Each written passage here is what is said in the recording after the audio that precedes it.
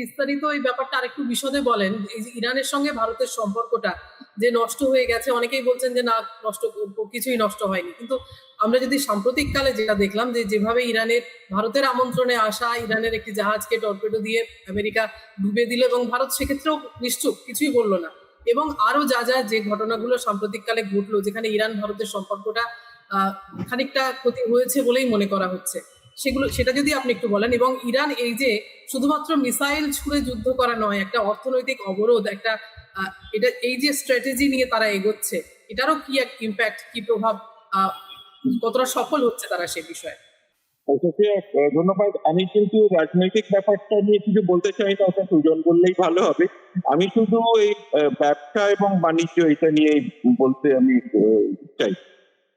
ইরানের সঙ্গে ভারতের সম্পর্কটা কিছু বছর আগে অব্দি ইরানের ওপরে স্যাংশন ছিল। বিশ্বব্যাপী বেশ কিছু দেশ, মার্কিন যুক্তরাষ্ট্র ইরানের উপরে স্যাংশন রেখেছিল। সেটাতে যাতে আমাদের কোনো অসুবিধে না হয়, কলকাতার একটি ব্যাংক, ইউকো ব্যাংক, আমরা সেইটিকে ইরানের ট্রেডের জন্য নোডাল ব্যাংক, মানে একমাত্র ব্যাংক হিসেবে সেটা চিহ্নিত ছিল। ইরান থেকে সার, ইরান থেকে কপার, মানে যেটা দিয়ে ইলেকট্রিকের তার এবং লাইন তৈরি হয়, ইরান থেকে কিছু জাতীয় তুলো এবং তোমার গরম জামার যে তুলো, সেগুলি ইরান থেকে আসতো। ইউকো ব্যাংক ছিল এটার নোডাল ব্যাংক, ক্যানোনাইজিং ব্যাংক। এবং এই ব্যবসাটা ছোট ছিল না। কলকাতায় অনেক ব্যবসা যারা করতেন তারা ইউকো ব্যাংক ইউজ করতেন, এবং সারা ভারতবর্ষের অন্যান্য রাজ্য থেকেও কোম্পানিরা কলকাতায় এসে ইউকো ব্যাংকের থ্রু দিয়ে ইরানের সঙ্গে এই ব্যবসাটা, আমরা ইরানের উপরে যে স্যাংশন ছিল, যে মানাগুলি যেগুলো ছিল, সেগুলি আমরা উপেক্ষা করে আমরা কিন্তু পরিষ্কার ট্রেড চালাচ্ছিলাম। তারপরে যেটা অশোকদা বললেন, চাবার পোর্টের সঙ্গে একটি বিরাট বন্দর। আমরা জানি যে চীন পাকিস্তানে গোয়াদার বলে একটি বন্দর তৈরি করছে, সেটাকে ব্যালেন্স করবার জন্য, তাছাড়া অন্যান্য মালপত্র আনার জন্য আমরা চাবাহার পোর্টে কিছু লাগালাম। হঠাৎ কয়েক বছর আগে আমাদের এটা কিন্তু পেহেলগাম বা পাকিস্তানের সঙ্গে যুদ্ধ হবার আগেই হঠাৎ এই ইরানের স্যাংশনটা আমরা হঠাৎ বললাম না না না না, এই কাজটা ভালো হচ্ছে না, আমাদের ওদের সঙ্গে ব্যবসা ট্যাবসা করা উচিত নয়। ওরা আমাদের ওষুধ কিনুক, ওরা আমাদের চা কিনুক, কিন্তু আমরা ওদের দেব না। ওরা অন্য জায়গা থেকে, দুবাই থেকে নিয়ে গিয়ে কিনুক, আমরা কিন্তু সোজাসুজি ওদের সঙ্গে ব্যবসা করব না। এবং ফলত একটা যেটা হলো, ইন্ডিয়া থেকে দুবাইয়ের যে মালগুলি যেত, সেগুলি যেতে যাচ্ছিল, কিন্তু দুবাই তো মাঝখানে একটি ব্রোকার, মিডলম্যান। ফলত ইন্ডিয়ান জিনিসপত্রের দাম ইরানের যারা ক্রেতা তাদের কাছে বেড়ে গেল। ফলত চা, ওষুধ যেগুলি এখান থেকে যেত সেগুলি পাঠানো বন্ধ হয়ে গেল।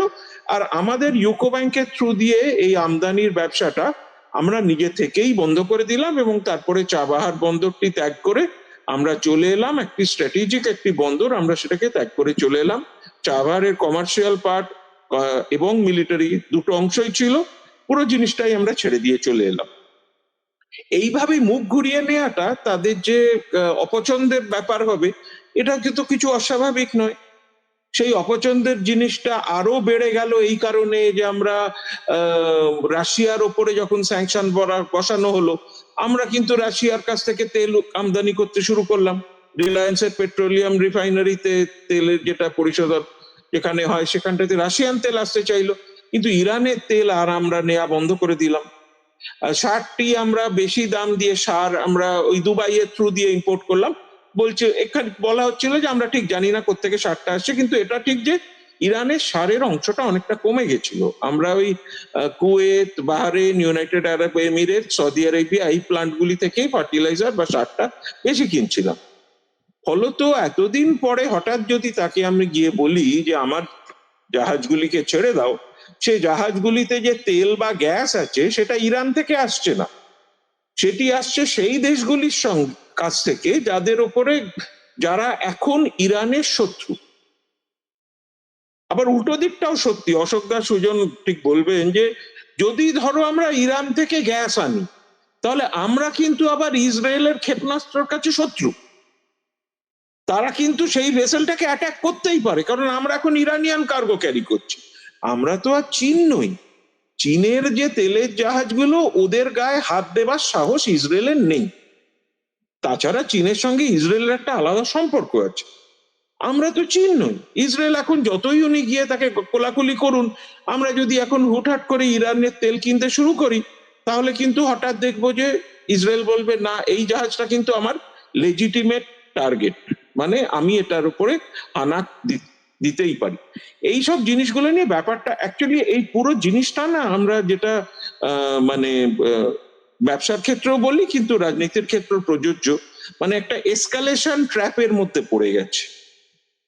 মানে আমি একটু ধাক্কা দিলাম তো কেউ আমার বুকে একটা ঘুষি মারলো, তাই শুনে আমি তার চোয়ালে একটা ঘুষি মারলাম, সে শুনে সে একটা ডান্ডা নিয়ে আমার মাথায় মারলো, সেটা শুনে আমি একখানা ছুরি নিয়ে তাকে এসকালেশন ট্র্যাপ, ধাপে ধাপে ধাপে ধাপে আমেরিকা, ইসরায়েল এবং অন্যান্য দেশগুলি একদিকে এবং ইরান আর একদিকে।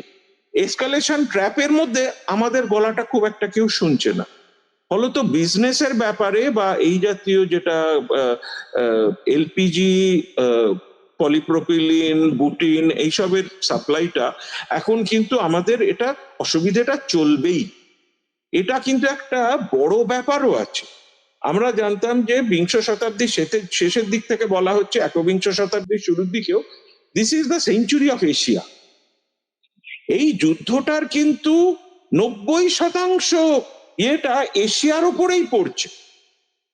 কারণ ইউরোপীয় দেশগুলির পক্ষে, মেডিটেরেনিয়ান সমুদ্রের দেশগুলির পক্ষে, লিবিয়া বা অন্য জায়গা থেকে, নর্থ সি থেকে, তাদের কাছ থেকে দামটা একটু বাড়তে পারে, কারণ সাপ্লাই একটু কমেছে, কিন্তু তাদের যে জিনিসটা উধাও হয়ে যাবে সেরকম কিন্তু হবে না। এটা এশিয়ার দুটি অর্থনীতি, ইন্ডিয়া এবং চায়না, এই দুটি অর্থনীতির সবচেয়ে বেশি অসুবিধা হচ্ছে। এবারে চায়নার যেহেতু তাদের শক্তি সাংঘাতিক, কেউ তার সঙ্গে ঝগড়াঝাঁটি যুদ্ধ করতে যাবে না, সুতরাং চায়নার জাহাজে কেউ হাত দেবে না। তারা যদি ফ্ল্যাগ উড়িয়েও আসে কি ফ্ল্যাগ না উড়িয়ে আসে, ইরানও হাত দেবে না, মার্কিন যুক্তরাষ্ট্র হাত দেবে না। আমাদের কিন্তু এই এই সুবিধাটা নেই। আমাদের কথা, প্রথমত তো একটা পার্টি আমাদের উপরে রেগেই আছে, দ্বিতীয়ত মার্কিন যুক্তরাষ্ট্র আর ইসরায়েল আমাদের জন্য আহামরি কিছু করবে না, সেটাও কিন্তু বুঝে নিতে হবে। ওই যে রেড সি এবং অ্যারেবিয়ান সিতে সুজন যে বললো দুটি পাইপলাইন আছে, সেখান থেকেও আমাদের কিছু সুবিধা হচ্ছে না। পাইপলাইনের আউটপুট কিছুটা বাড়িয়েছে, 15% বাড়িয়েছে, সেই আউটপুটটা আমাদের কাছে আসছে না, আমাদের জাহাজে ঢুকছে না। আমাদের জাহাজগুলি ওখানে সমুদ্রে দাঁড়িয়েই আছে, তাদের এখনো গিয়ে গ্যাস বিভাগ বা তেল তোলার এই যে সৌদি আরেবিয়ান এই দুটো আউটপুটের পয়েন্ট থেকে আমাদের সেই সুযোগ এখনো হয়ে ওঠেনি। ফলত ইরানের সঙ্গে রাজনৈতিক সম্পর্কটা তো খুবই ঘোরালো, কিন্তু বাণিজ্যিক সম্পর্কটাও আমরা নিজে থেকে বন্ধ করেছি, এবং এটার এই কারণেই এটা আমরা বেশি ভাবে জানি, কারণ কলকাতার ইউকো ব্যাংকই ছিল নোডাল ব্যাংক এই ব্যবসাটা, সবকিছু বন্ধ করা হয়েছে। ফলত এখন সেটাকে চালু করতে যাওয়াটা একটু অসুবিধার ব্যাপার।